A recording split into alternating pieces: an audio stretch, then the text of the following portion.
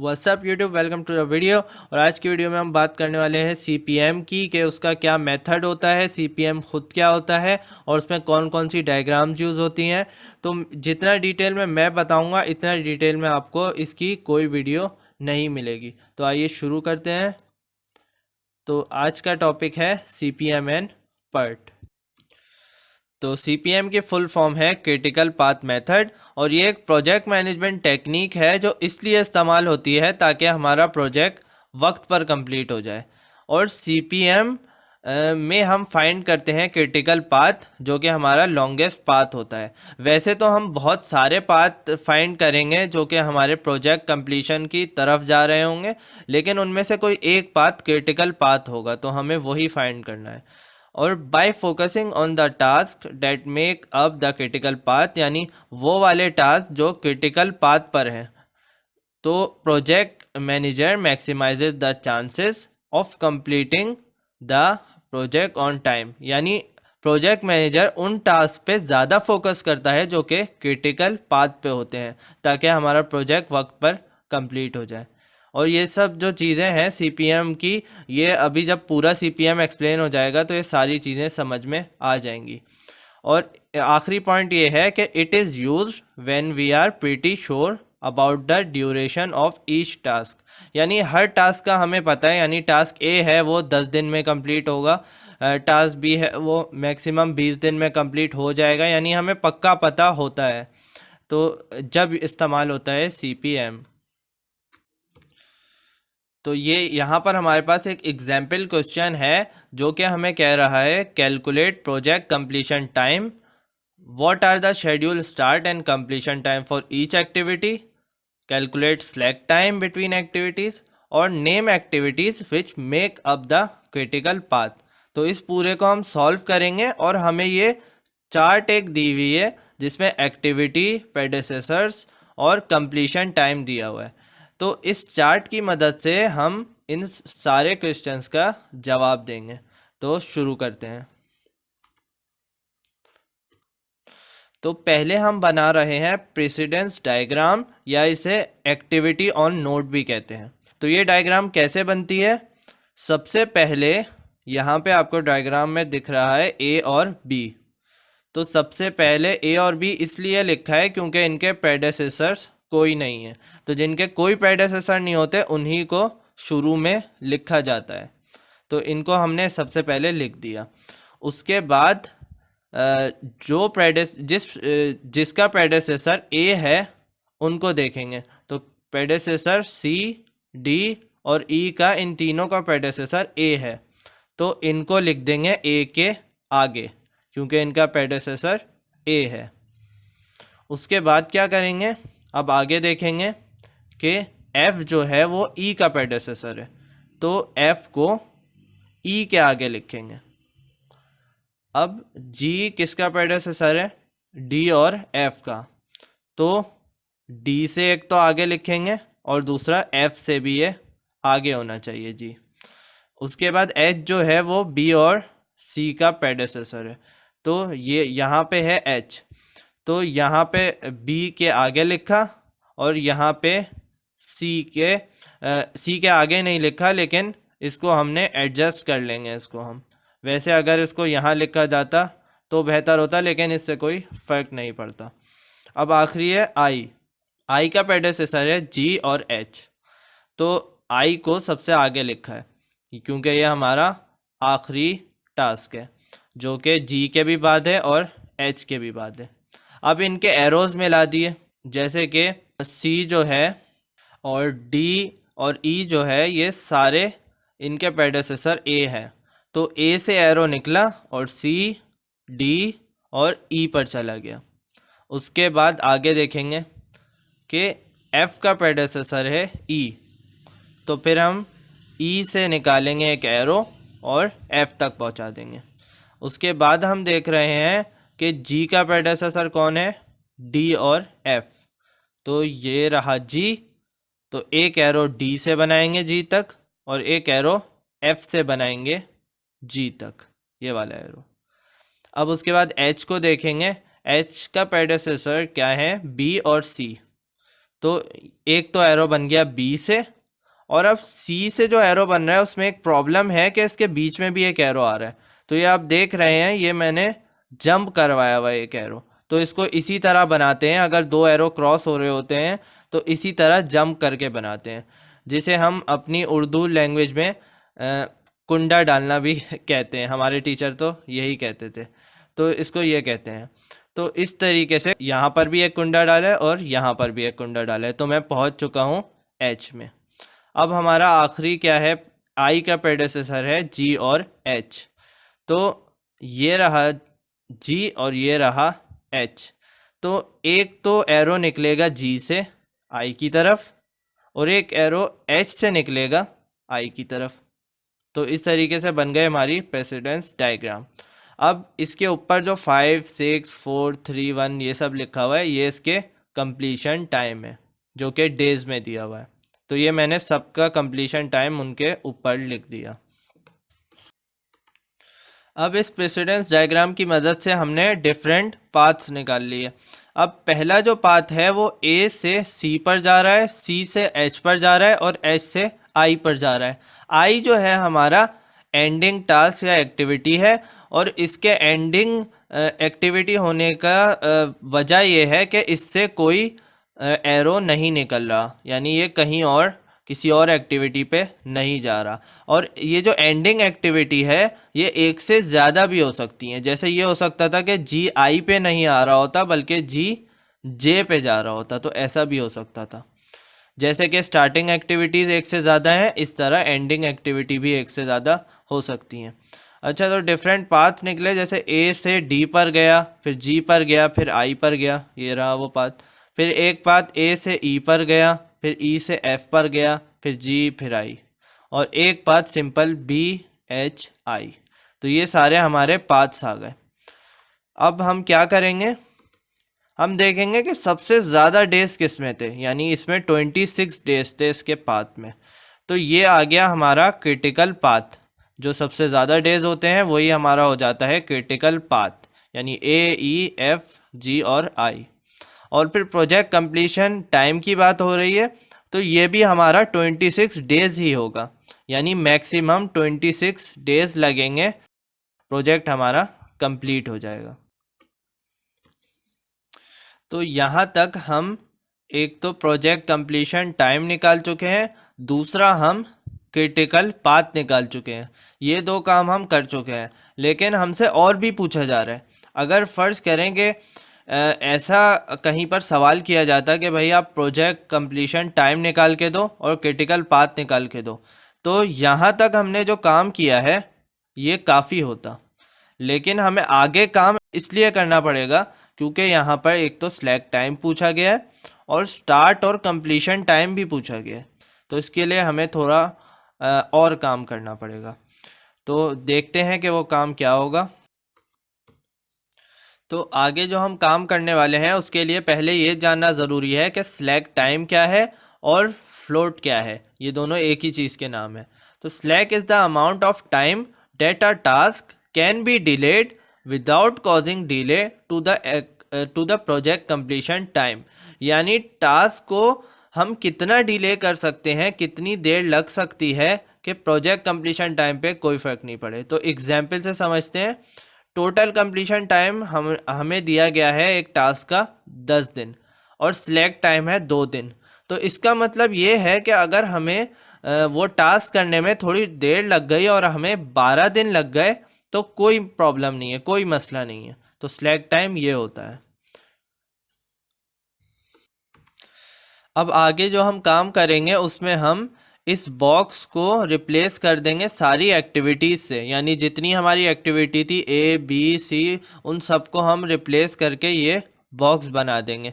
इसमें टास्क का नाम है जैसे कि ए, और ड्यूरेशन है जैसे कि ए का ड्यूरेशन 5 था, और उसमें ये सब चीज़ें भी हम कैलकुलेट करेंगे। तो आइए देखते हैं कि वो कैसे होगा। तो ये बनाई थी हमने प्रेसिडेंस डायग्राम, और अब हम इसी डायग्राम को थोड़ा अपग्रेड कर देंगे। तो क्या करेंगे, इन सब एक्टिविटीज़ की जगह ABCD की जगह हम बना देंगे वो बॉक्सेस। ये बॉक्सेस हमने बना दिए। अब अभी भी इस डायग्राम को प्रेसिडेंस डायग्राम ही कहेंगे, बस फ़र्क ये है कि इसमें duration, early start, early finish, ये सब चीज़ें भी अब ऐड हो गई हैं।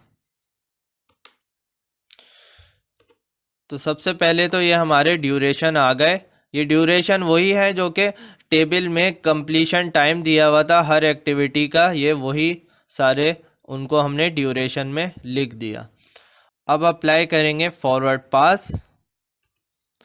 और फॉरवर्ड पास के लिए सबसे पहले जो स्टार्टिंग एक्टिविटीज़ है जिनके कोई प्रेडेसेसर्स नहीं है, तो उनके जो अर्ली स्टार्ट है वो हो जाएगा 0।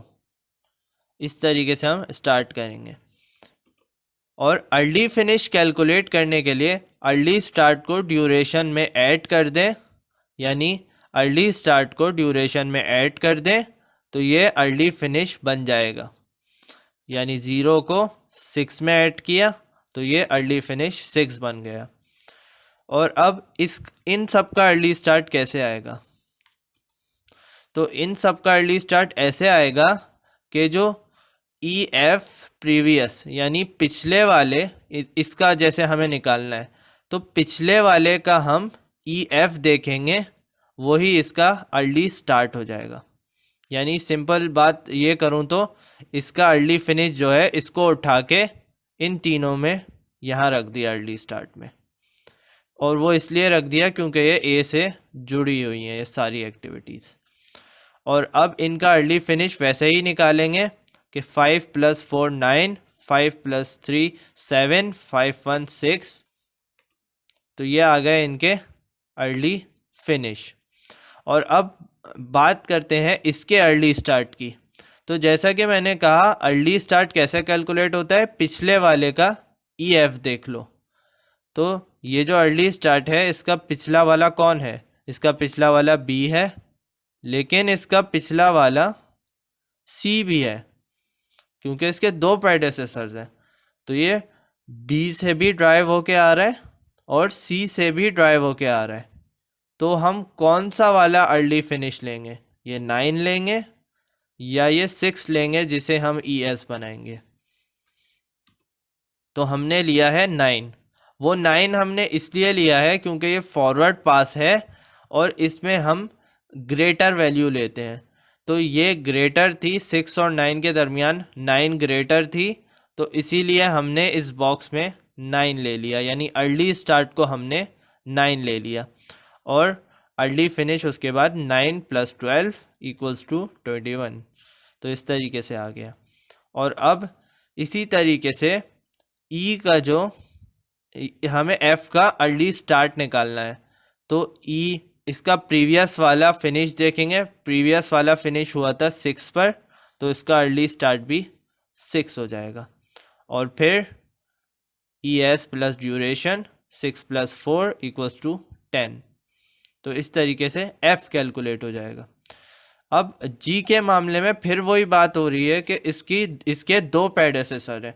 एक तो एरो F से आ रहा है और एक एरो D से आ रहा है। तो D का जो अर्ली फिनिश है वो 8 है और F का जो अर्ली फिनिश है वो 10 है। तो इनमें से कौन सा लेंगे? हम ग्रेटर वैल्यू को लेंगे, यानी 10 को।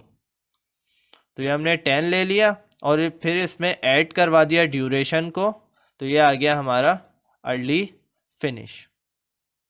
अब सेम चीज़ हो रही है I के मामले में कि एक तो G की तरफ से एरो आ रहा है I पे और दूसरा H की तरफ से एरो आ रहा है I पे। ये दोनों इसके प्रेडेसेसर्स हैं। तो हमें लेना है अर्ली फिनिश। हमें अर्ली स्टार्ट कैलकुलेट करना है I का, तो हमें चाहिए प्रीवियस अर्ली फिनिश। लेकिन कौन सा प्रीवियस अर्ली फिनिश लें, 21 या 24? तो इसमें हम 24 ले लेंगे और इसमें ऐड कर देंगे ड्यूरेशन को। तो ये हमारा निकल आएगा फाइनल टास्क का अर्ली फिनिश। तो यहाँ पर हमारा फॉरवर्ड पास हो चुका है कंप्लीट। तो अब अप्लाई करेंगे बैकवर्ड पास।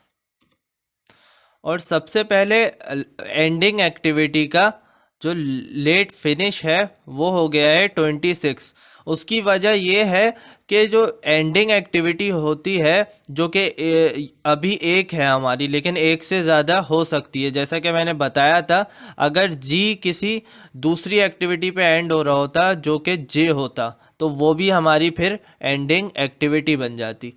तो एंडिंग एक्टिविटी में ये होता है कि जो भी टाइम, जो भी ड्यूरेशन सबसे ज़्यादा लगाओ किसी टास्क को कंप्लीट करने में, वो लिखा जाता है।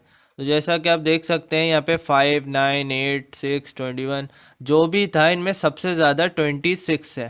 तो 26 सबसे ज़्यादा टाइम लगा है किसी भी टास्क को कंप्लीट करने में, तो इसलिए हमने लेट फिनिश को 26 लिख दिया। अब लेट स्टार्ट इस तरीके से कैलकुलेट करेंगे कि लेट फिनिश माइनस ड्यूरेशन, यानी ये जो लेट फिनिश है इसमें से -2 किया ड्यूरेशन, तो ये आ गया 24 लेट स्टार्ट। अब ये देखेंगे कि ये जो आई है इसका ओरिजिन क्या है, ये इसके प्रेडेसेसर कौन है।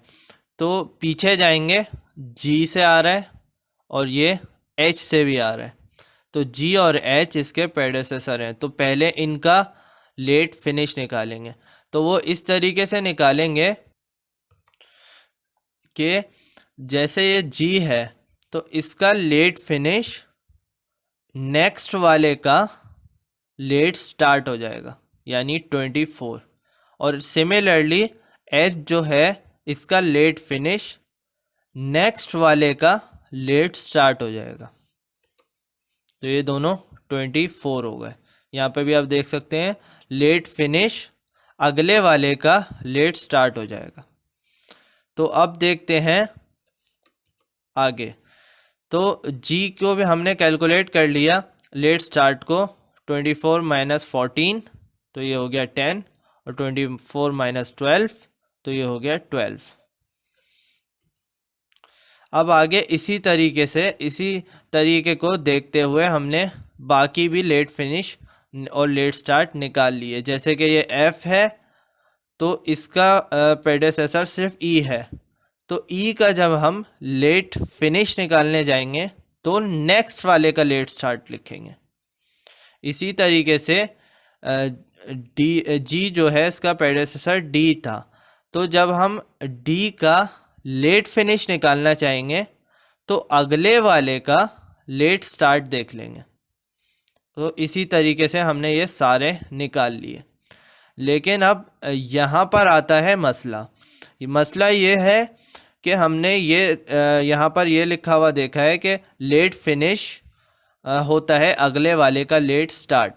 तो इस हिसाब से ए का लेट फिनिश क्या बनेगा, क्योंकि इसका लेट स्टार्ट तो नेक्स्ट वाले का ये भी है, इसका तो नेक्स्ट लेट स्टार्ट ये भी है, क्योंकि इसमें तो 3 एरोज जा रहे हैं, इसका लेट स्टार्ट ये भी है। तो इनमें से कौन सा लेंगे, तो इनमें से हम सबसे छोटा वाला लेंगे। तो बैकवर्ड पास में सबसे छोटा वाला लेते हैं जो कि ये है। तो ए का लेट फिनिश 5 हो गया, यानी नेक्स्ट वाले का लेट स्टार्ट लेकिन सबसे छोटा वाला। और फिर 5 - 5 ये हो गया 0। और अब निकालेंगे स्लैक। तो ये मैंने सबका स्लैक यहाँ पर निकाल लिया है। इसका सिंपल फॉर्मूला होता है let start minus early start. तो यहाँ पे आई से शुरुआत करते हैं, 24 तो ये 0 हो गए, 6 - 6 0, 10 - 10 0, और 8 - 5 3 हो गए, 7 - 5 2 हो गए, इसी तरह 5 - 5 0 हो गए, इसी तरह 12 - 9 3 हो गए, 6 - 0 6 हो गए, और 0 - 0 फिर से 0 हो गए। अब हमें ये कैसा पता चलेगा इस डायग्राम में, जो हमने नई प्रेसिडेंस डायग्राम बनाई है जिसमें काफ़ी सारी चीज़ें ऐड की हैं, इसमें कैसे पता चलेगा कि कौन सा पाथ क्रिटिकल है। तो हमें इस तरीके से पता चलेगा कि जिन जिन एक्टिविटीज़ का फ्लोट या स्लैक 0 है वो हमारा होगा क्रिटिकल पाथ। तो ये आप देख सकते हैं, ये हमारा है क्रिटिकल पाथ, क्योंकि ए का स्लैक 0 था। अब इनमें से देखेंगे किसका स्लैक 0 है, तो ई का स्लैक 0 है। आगे बढ़ेंगे, अब देखेंगे किसका स्लैक 0 है, तो जी का स्लैक 0 है। उसके बाद आई का स्लैक 0 है। तो ये हमारा बन गया क्रिटिकल पाथ। यहाँ से गए, यहाँ से गए, फिर यहाँ आए, तो ए ई एफ जी आई ये हमारा बन गया क्रिटिकल पाथ। और प्रोजेक्ट कंप्लीशन वही बन गया जो हमारा सबसे ज़्यादा डेज लगे थे जिस टास्क में, वही हमारा बन गया प्रोजेक्ट कंप्लीशन। तो अब फॉरवर्ड पास और बैकवर्ड पास के जो रूल्स हैं उनको दोहरा लेते हैं। तो अर्ली स्टार्ट जो होता है, यानी जब हम शुरू करते हैं ये प्रेसिडेंस डायग्राम बनाना, तो फर्स्ट एक्टिविटी का जो अर्ली स्टार्ट होता है जितनी भी हो वो सबका 0 होगा। ये बात हो गई। इसी तरह ये दोनों फार्मूलाज हम यूज़ करते हैं। ई एफ हम निकालते हैं ई एस और ड्यूरेशन को ऐड करके, जबकि जो ई एस होता है वो प्रीवियस वाले का ई एफ हम देखते हैं, यानी अर्ली फिनिश, और इसमें बिगर वन को देखा जाता है, बड़े वाले को लिया जाता है। यानी अगर एक से ज़्यादा अर्ली फिनिश हो पीछे तो बड़े वाले को देखा जाता है। अब ये फॉर्मूला है बैकवर्ड पास के। तो इसमें क्या है, तो शुरुआत हम ऐसे करते हैं कि जो अर्ली फिनिश होता है एंडिंग एक्टिविटी का, वो हमेशा मैक्सिमम टाइम होता है। यानी मैंने बताया था एक से ज़्यादा, अभी भी मैंने एक्सप्लेन किया है कि एक से ज़्यादा एंडिंग एक्टिविटीज़ हो सकती हैं। तो जो मैक्सिमम टाइम, सबसे ज़्यादा टाइम जो भी लगा होगा, जैसे कि हमारा 26 था, तो वो हो जाएगा हमारा एंडिंग एक्टिविटीज़ का अर्ली फिनिश। उसके बाद L S equals to L F minus duration, minus करके ड्यूरेशन ये हम निकाल लेंगे अपना लेट स्टार्ट। और लेट फिनिश इस तरीके से निकालते हैं कि अगले वाले का लेट स्टार्ट देखेंगे, और अगर एक से ज़्यादा लेट स्टार्ट हो तो लेसर वन को प्रेफर्ड करेंगे। तो ये दोनों बातें याद रखना बहुत इंपॉर्टेंट होती हैं। और स्लैक टाइम का ये है कि slack time of critical path is always 0। जैसा कि मैंने पहले ही बताया कि क्रिटिकल पाथ होगा ही वो जिसका स्लैक टाइम 0 होगा। तो और ये है स्लैक टाइम का फॉर्मूला। तो ये सब जो हमने अपग्रेडेड प्रेसिडेंस डायग्राम बनाई है, ये हमने क्यों बनाई है? ये हमने इस वजह से बनाई थी क्योंकि क्वेश्चंस में हमें ये दिया गया था कि शेड्यूल स्टार्ट भी निकालो, कंप्लीशन टाइम निकालो और स्लैक टाइम निकालो। इस वजह से हमें बनानी पड़ी अपग्रेडेड प्रेसिडेंस डायग्राम, वरना वो जो सिंपल प्रेसिडेंस डायग्राम थी वो भी बिल्कुल काफ़ी होती है सीपीएम के लिए। तो ये देखा जाता है कि हमारी ज़रूरत क्या है। अगर आप में पर्ट से ऐसा कुछ पूछा गया है, पर्ट के मामले में अगर आपसे कुछ पूछा गया है कि स्लैक टाइम कितना है या स्टार्ट और कंप्लीशन टाइम, तो आप पर्ट में भी ये डायग्राम बनाएंगे, क्योंकि बाज़ लोग इस डायग्राम को सीपीएम में बनाते हैं और बाज़ लोग पर्ट में बनाते हैं। तो उसकी वजह यही होती है कि डायग्राम दोनों जगह काम आ सकती है, यानी प्रीसिडेंस डायग्राम, ये डायग्राम दोनों जगह काम आ सकती है जहां इसकी ज़रूरत हो। और दूसरी बात यह है कि प्रेसिडेंस डायग्राम जो होती है वो नेटवर्क डायग्राम की एक टाइप होती है। तो फिलहाल सीपीएम के लिए इतना ही। तो यहाँ पर ख़त्म होती है सीपीएम की वीडियो, और अगली वीडियो में हम बात करेंगे पर्ट की। टॉपिक ऐसा है कि डिस्कस भी साथ होता है, ये सीपीएम और पर्ट इस्तेमाल भी बाज़ दफ़ा साथ ही होता है, और उसका जिक्र हर जगह साथ किया जाता है। तो अगली वीडियो भी ज़रूर देखें, डिस्क्रिप्शन में इसकी लिंक होगी। तो आज के लिए इतना ही। वीडियो पसंद आए तो ज़रूर लाइक कीजिए और चैनल को ज़रूर सब्सक्राइब कीजिए और वीडियो को अपने सारे दोस्तों के साथ शेयर कीजिए। सी यू नेक्स्ट टाइम।